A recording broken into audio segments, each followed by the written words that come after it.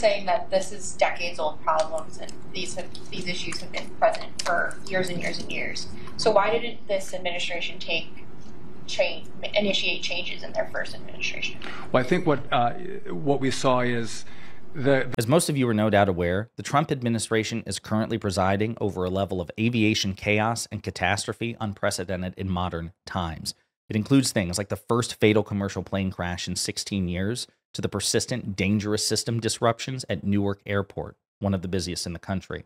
And on top of all of that, the man responsible for managing this crisis, Transportation Secretary and former Fox News host, Sean Duffy, well, he just, if you don't mind the pun, crashed and burned at what is perhaps the most disastrous press conference I have ever seen from a member of the Trump administration. Duffy was visibly nervous and confused and contradicted himself and was humiliated by reporters with fact checks. The clips are just astounding. He's so out of his depth, and he's so impulsively blaming the Democrats. It's stunning. But before we unpack all that, if you end up liking this video and you want to support the channel, please be sure to hit the like, subscribe, and alert bells before you go. All right, folks, brace yourselves, because if there were any doubts that Sean Duffy, like fellow Trump administration official and former Fox News host Pete Hegseth, is totally out of his depth in this situation, look no further than this. He, again, visibly nervous, humiliates himself, gets humiliated by reporters. It's truly embarrassing. And this is the man responsible for keeping us safe in the air. In the system. So let's talk about what the Trump administration is doing moving forward to fix the problems that were left to us from the Biden-Buttigieg administration.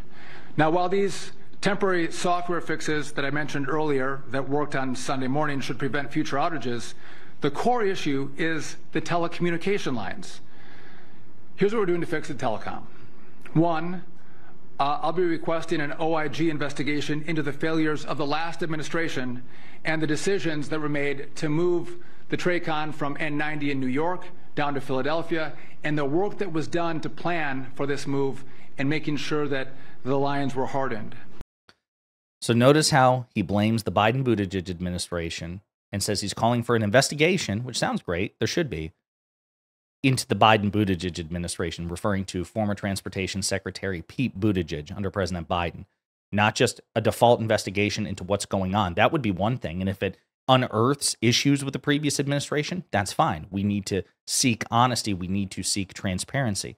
Instead, he's establishing the parameters. I am instructing the Inspector General to investigate the people no longer in power. Not us, because we couldn't have possibly made any mistakes, but the previous people. In that clip, he blamed President Biden and Secretary Buttigieg twice. And you would think, wow, that's a lot in a 40-second clip. But it gets a lot worse. You've been saying that this is decades-old problems, and these issues have been present for years and years and years. So why didn't this administration initiate changes in their first administration? Well, I think what we saw is the cracks that you are now seeing today were highlighted actually over the last 4 years. We were seeing more and more of it. And the president has said this a number of times. He had a plan to come into the second part of his administration because he knew what was going on to actually fix it. Some money, some billions of dollars were allocated from the last administration to this effort, and it was wasted. You don't see any result of any money that's been spent over 4 years. And by the way, they had no problem spending money. They spent a lot of money, and they didn't spend the money here. The president was understanding the cracks at the end of his administration and was going to fix it 4 years ago. But the last administration, they did nothing about it. And so as things get old, you get to the point where you're starting to hear some rattles in your car.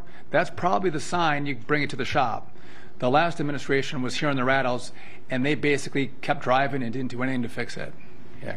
Do you see how nervous he is? This is, again, a former Fox News host. So this is a man with TV training, right? You would expect somebody who was quick on his feet, who's agile, visibly nervous because he fucked up. He has said, yeah, these are actually decades-old issues. This predates us. But that's where he screwed up. He didn't just say, oh, it actually manifested during the last 4 years. He said this was a persistent problem for decades. And he forgets that Trump was in office for 4 years, from January 20th, 2017 until January 20th, 2021, which means if these issues were there and obvious, then Trump screwed up. Trump fucked up by not solving this. And you can see in real time, he's like, oh no, it's and he just goes back to blaming President Biden relentlessly. Not good. And again, you can see where this is going because reporters are rightly pouncing on this. And here's a similar question. I understand you're placing a lot of the blame on the previous administration, but these problems are happening now under the second administration.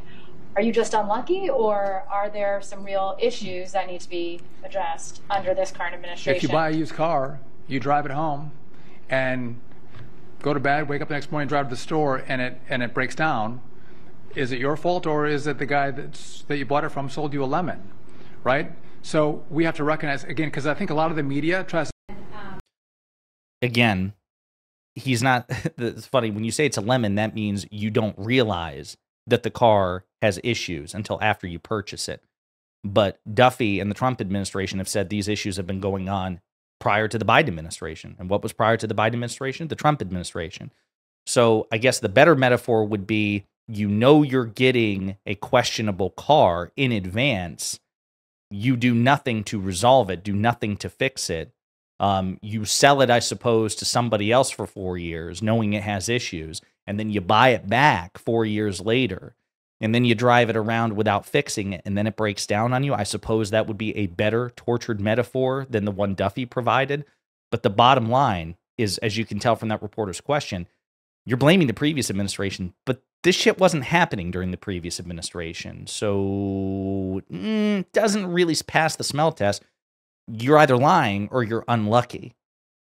And Duffy just doesn't know what to do here. So again, you would think, okay, this is like what? 8 times in 3 clips that he's blamed the Biden administration? Surely that's enough, right? Surely he's gotten the message clear to reporters, whether they believe it or not. He's at least tried to articulate that message. Do you think he'll, like a confident person would say, okay, I've made the point. Here's what we're doing to fix it. We take responsibility. We know it's on us. Do you think Transportation Secretary Duffy does that? No. Right? So we have to recognize, again, because I think a lot of the media tries to say, oh, this infrastructure is failing under the first 100 days of the Trump administration or Sean Duffy as secretary. And I think that is that is a known falsehood, known lie by the media. You all know that it's been cracking. Those of you who cover aviation, there's been telltale signs, there's been conversations, there's been congressional hearings on this, and the fact that the last administration did nothing should be reported. The fact, right? So what about the fact that Trump, your boss's previous administration did nothing? You said this has gone on for years, for decades. What about that? Well, I mean, Trump just he thought he'd have more time to fix it. Well, he had to have known he was eligible for re-election in 2020 and that there was a chance he could lose that election. What about that? Sure seems like you guys are full of shit and you just don't want to face any sort of accountability, which I suppose is human and understandable. But the desperation and the visible nervousness that Duffy has here, please, please, please, please, please don't blame me. It's everybody else's fault. We're perfect and perfect and perfect and everybody else sucks. The sort of petulance which emanates from Donald Trump and apparently trickles down to the rest of his cabinet. Now you would think, okay, that's enough, right? He's done blaming everybody else. He's going to take responsibility and accountability. It's on him. No. And maybe when you work from home, or maybe when you work from Michigan as a secretary, you're not focused on the real issues that are taking place throughout the airspace. And that's what was happening at this department. They were focused on what we call a cockpit versus a flight deck. We had to change notice to airmen to notice to air mission, right? That was the focus, as opposed to you have a cracking system. So no, he is once again blaming Secretary Buttigieg, under whose administration or supervision the Transportation Department, the FAA, the Federal Aviation Administration, like these issues weren't happening. It's under the Trump administration. So the evidence doesn't seem to sit squarely with him on this. They didn't do that. And so I've inherited it. The Trump administration has inherited it. Donald Trump has said, we are going to fix it. We are not going to pass it off. So we are not going to do what they did. They didn't do. Still blaming everybody but himself. Still refusing to take accountability. And if all of that wasn't bad enough, I've got one more absolutely humiliating clip. See if you catch the fuck up of Transportation Secretary Sean Duffy and his inability to understand linear time. And again, we didn't have to be here. This did not have to be our story. Over the last 4 years, the last administration, they knew this was a problem. And by the way, during COVID, when people weren't flying, that was a perfect time to fix these problems. But again, they got $1.2 trillion for infrastructure, and virtually none of it went to fix the biggest American infrastructure problem that we have, which is our air traffic control system.